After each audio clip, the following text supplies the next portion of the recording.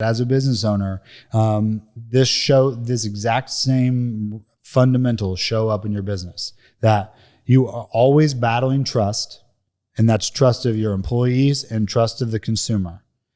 And the most effective way to do trust building and trust maintaining and growing is by telling stories. The value of your business is derived by the story that you tell. Welcome to the Disruptance Podcast. Here are your hosts, Eric Forney and Michael Bounds. Mike, every week on the show, we aim to disrupt the way business owners and real estate agents think about their business. And this week, I want to disrupt the way you think about stories. And what I'm trying to figure out is why is the Mona Lisa of any real value? What is it about Mona Lisa that made her special enough that everyone seems to know what the painting of Mona Lisa is, and that it's likely highly valued? Does have any clue why who this Mona Lisa is and why she's valuable? Well, based on we had a similar conversation. I would say scarcity. Okay, I want to dig into that. Let's dig into that. Okay, so this is the rabbit hole that I've gone down with the Mona Lisa. Right? You're right? Is scarcity, in my opinion, but maybe the better business application is on the story. Okay. So Mona Lisa, we believe, is in at the Louvre, right? Yep. And so there can only be one original Mona Lisa painting. Right. And part of the value is based nothing on logic. Right. Exclusively on the story of everyone knowing what the Mona Lisa painting is. Right. The scarcity of it. That's a part of the story. That becomes the story. Right. And then you have a network, and the network becomes all of the people who know the story of, for whatever reason, the significance of this Mona Lisa painting. And so the original Mona Lisa, in its scarce form, with its network of highly distributed people who are familiar with the concept of a Mona Lisa painting, is what actually creates value for it. Right. Otherwise, there is of no intrinsic value to a painting of Mona Lisa. I don't even know who Mona Lisa is, and maybe I should have tried to figure that out before a podcast. Yeah. However, I don't care. Yeah. And let me kind of piggyback on that, because if you think about it, throughout history, there's countless scarce paintings. Yeah, there are. So why is it that this in particular painting has so much intrinsic value where others don't? So I guess you're right. That's the thing. You kind of stop like scarcity, and then you stop putting in the work. So by you doing that, it kind of gave me clarity. I got it. So this is where all of this comes into play is, in the last few weeks, we've kind of built a little bit more. I've kind of teased out the idea of blockchain from a technology use case perspective, from a money use case perspective. In the last 12 months, in the face of a pandemic, if you haven't thought both about how we interact from a health standpoint, right, how we interact from a trust standpoint, whether that's media messaging, whether that's trusted public officials, or if you haven't thought about money or the concept of having economic safety and security, then you've probably been living somewhere under a rock. Certainly not in America, right? Because those are all very prevalent topics. And so what has kind of come more into the forefront of popularity is this concept of NFTs. And so NFT is just an acronym for non-fungible token, and that means nothing unless you're familiar really down the rabbit hole of NFTs. But if we go up a base layer in the concept of NFTs, it's important to understand, in my opinion, that everything we do as a society is based on trust. Right. Trust is the actual commodity and currency that we exchange in. Okay. So Mona Lisa's value is a story that is scarce, right, that has a large network effect, right, that in order to be of the utmost value, there must be some form of trust. And so we believe that Mona Lisa exists in the Louvre. We can't prove that a nearly identical copy, a replica of Mona Lisa, is undeniably not the original Mona Lisa. Right. However, the general network believes that the trusted original copy lives in the Louvre. Yeah, somewhere between now and in the past, somebody could have swapped out the Mona That's Lisa. right. If there was ever a time that one person took their eye off of the Mona Lisa, and one person is not enough for trust, so there would have had to have been multiple parties scribing a ledger of every event that during the transport of the Mona Lisa to have 100% unanimous trust that original lives in the Louvre, right? And so we don't think that way until you go down this rabbit hole.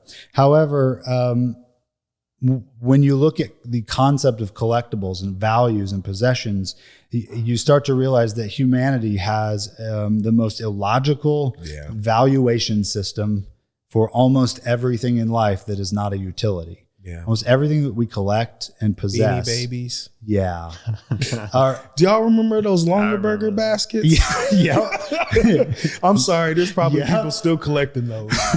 There probably is still a niche market for Longaberger baskets. You're right, dude. I was like, what are Longaberger baskets? I had no idea. What's interesting, though, is that there was value that was different from a Longaberger basket to a knockoff, right? Non-Longaberger basket. That's right. And so on the shoe market right now, you have genuine Nikes and replica Nikes that have different valuations to them, right? On the secondary market.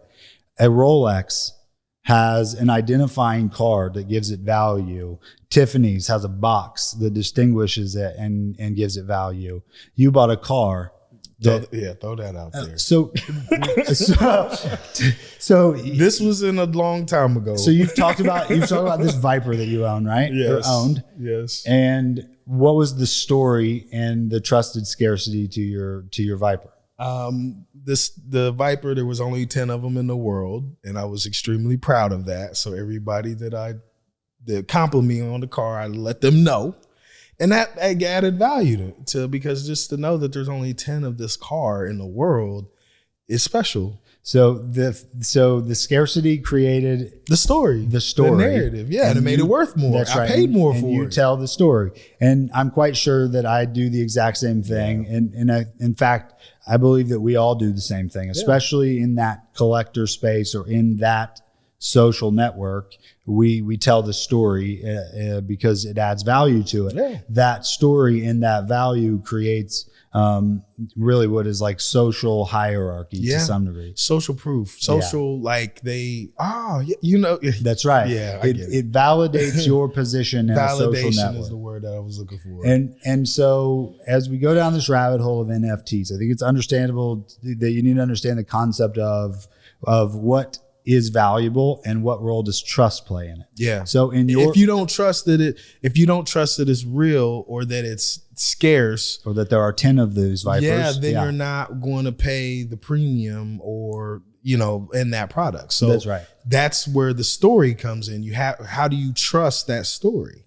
And so where I think people get lost on this concept of NFTs or on blockchain is making the next transition, which is to digital. And so we understand what it's like to have a scarce physical resource like a Viper, like a Rolex, like a Mona Lisa, but it's hard to bridge the next gap, I think, at least for old people like me, to bridge the gap to digital. Right. And because I can't think about, I have a hard time understanding that I could own something digitally. Right. And yet, can we time out? Yeah. Can we? I want to give some context to the. Okay. So what spurred this conversation was that I needed clarity around a painting that just sold for how much? A digital. So artwork, $69.5 million roughly. So a digital painting, like a screenshot, sold for $69 million. And so I'm on this journey, my wealth journey, and I'm kind of at the bottom and I don't understand that. So I asked Eric, Explain this to me. Yeah. So he did a really good job explaining this. So can you start there? Yeah, absolutely. So recently Christie's auction house had this art auction for digital art. And digital art sounds really weird, right? Or not weird, but it's certainly much different than a physical Mona Lisa painting, right? Yeah. And it's a picture of a it quite literally could be on your phone, your screensaver, or it could be a JPEG. I can take a picture with my phone, and that's digital art. Correct. And so here's where blockchain technology becomes in the concept of why that set of that artwork sold for $69 million. Now, I have no idea whether that was actually what it should have sold for or not. I'm not in the art valuation space, but here's why it had value. So if you take a picture of something and you send it to me, and then I send it to 10 other people, post it on social media, it goes viral, it ends up in distribution to 3 million people, who had the original? You do the original person. Yeah, the person who took the photo. Yes. Okay. How do we distinguish between if that becomes really viral and then becomes valuable because of the network effect? Right. 700 million people now are aware of this photo, let's say, which means the original likely now has some value in the collector's story space. Right. How do I determine who the original owner is? Because you took the original photo and sent it to me. Right. And then I sent it to someone else, and then the mass distribution occurred somewhere in that chain. Right. Well, maybe I have the second most indisputable original file because you sent it to me first. Right. But somewhere along the chain, it gets significantly watered down as to who has the original digital copy versus who has all these extra of copies of copies of copies of copies of copies. And the value's in the story. That's right.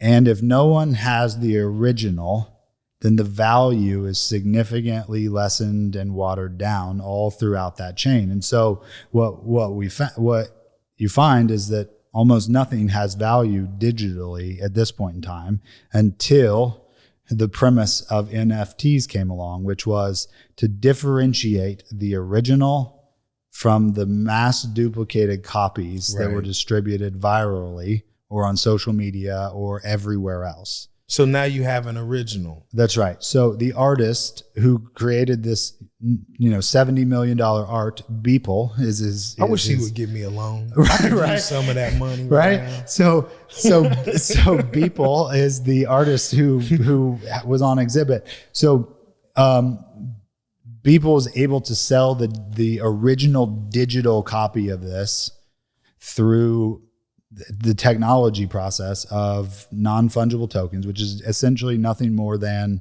an immutable public distributed ledger of information. So if you're not familiar with the concept of a public immutable distributed ledger, imagine it being that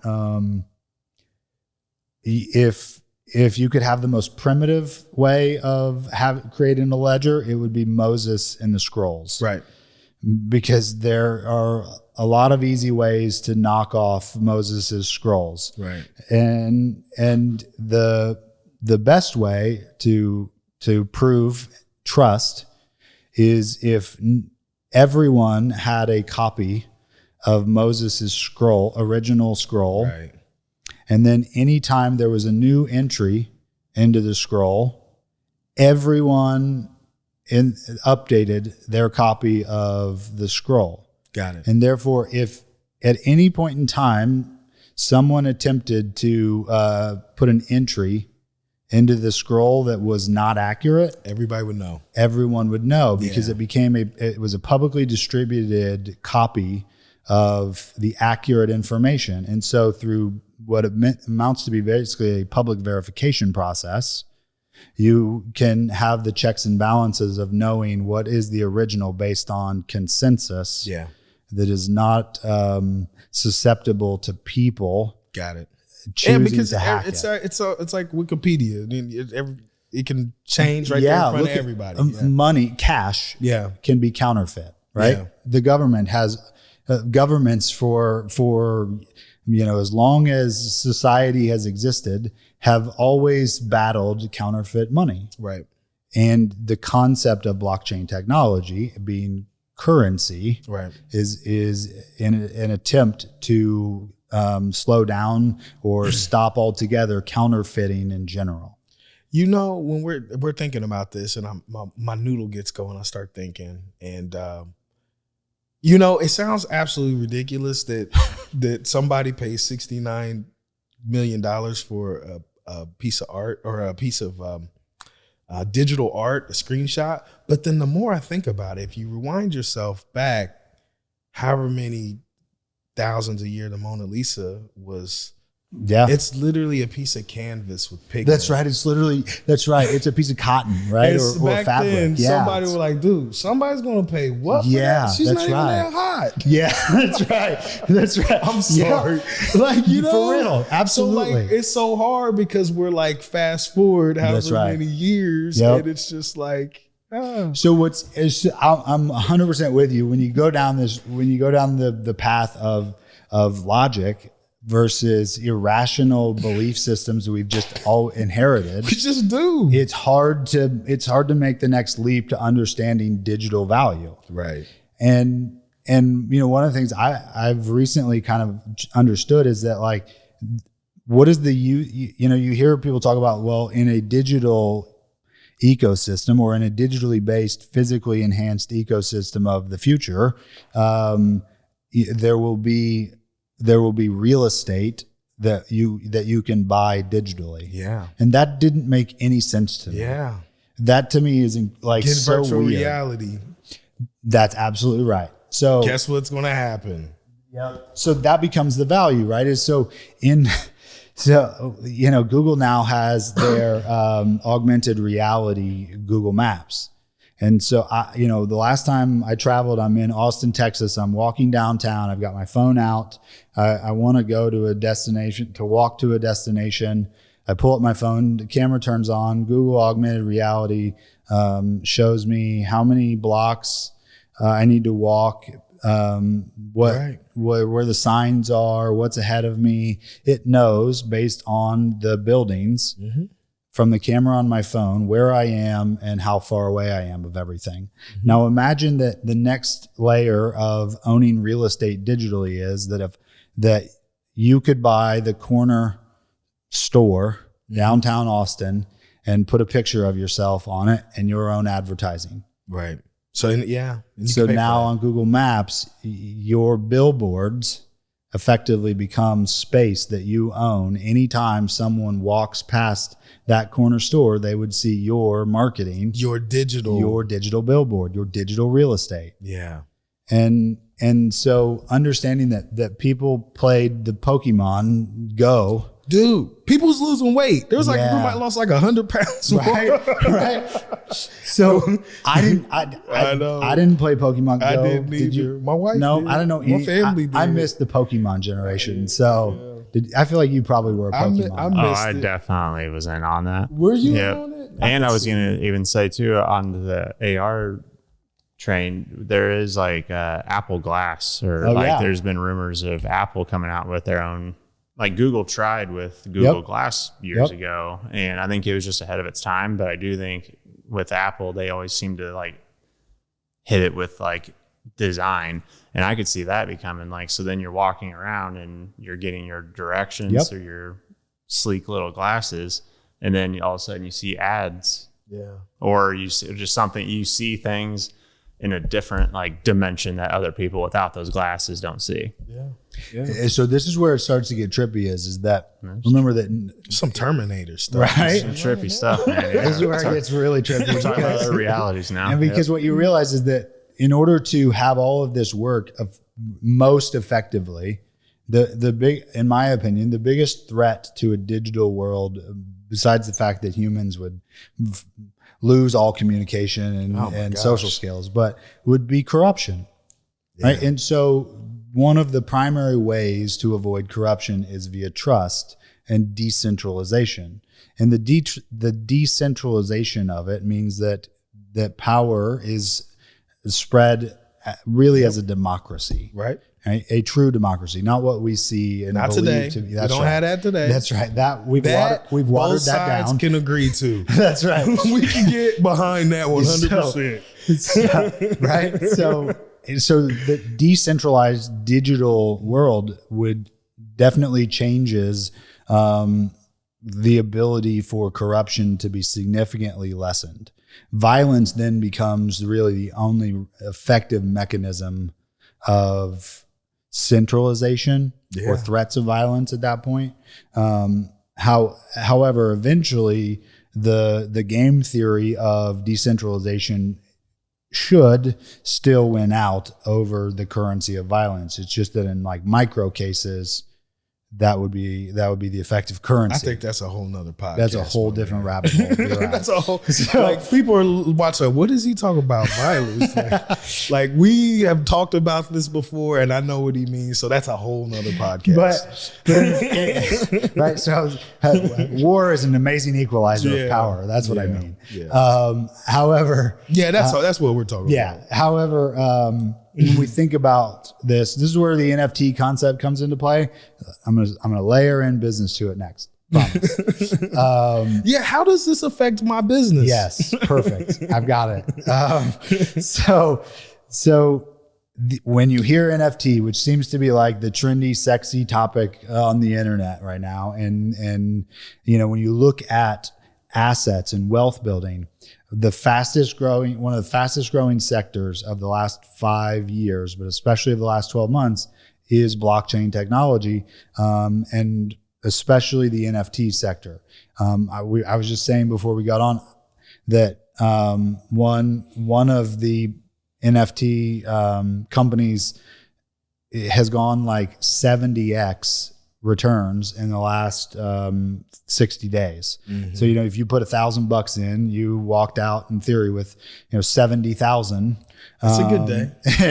in a very short period of time. So it's a rapidly growing space that appears to be on the verge of disrupting trust. And trust is the currency, because right now, the only way that if you're allergic to peanuts, the best trust system that we have for you as a consumer of prepackaged foods is for someone to print on the label, product is peanut free, made in peanut free facility. Right. You have to believe without a shadow of a doubt that your health is in jeopardy, and you have to trust that label. Right. And it could be corrupted, right? It could be that someone printed that label to sabotage you, or swapped out the product for you because you have a peanut allergy, and you could go down this whole trust rabbit hole. However, that's the genesis of it, was that if that trust mechanism receipts could be trusted by mathematics, by an immutable ledger, that it would be so much easier for society to exchange trust actually via trust. There's nothing that can fudge that. Your anti-vaxxers would have a really hard time in a trust-built society. To be honest with you, I think that's our problem. Correct. Trust we totally lack right. trust. Absolutely. Both sides lack trust. That's right. And so that is literally our problem. That's right. And so where this all ties together as a business is so what you realize that when you go down this rabbit hole is that as a business owner, this exact same fundamentals show up in your business, that you are always battling trust, and that's trust of your employees and trust of the consumer. And the most effective way to do trust building and trust maintaining and growing is by telling stories. The value of your business is derived by the story that you tell oftentimes. Right. And you attract people to your vision by always telling a story. You attract people to your vision by having them hear the story enough times that they trust it. Right. In order to do business with your business. Right. we have gone down the story narrative so much as a society that the De Beers company has taken a worthless gem and made it an expectation of how much you love someone. Right.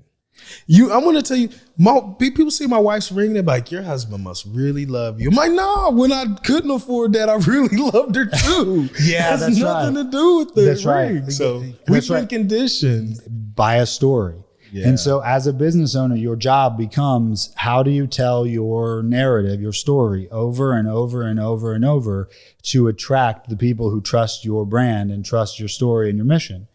As the CEO and the owner of your business, it becomes your sole responsibility to be the chief communication officer. Yeah.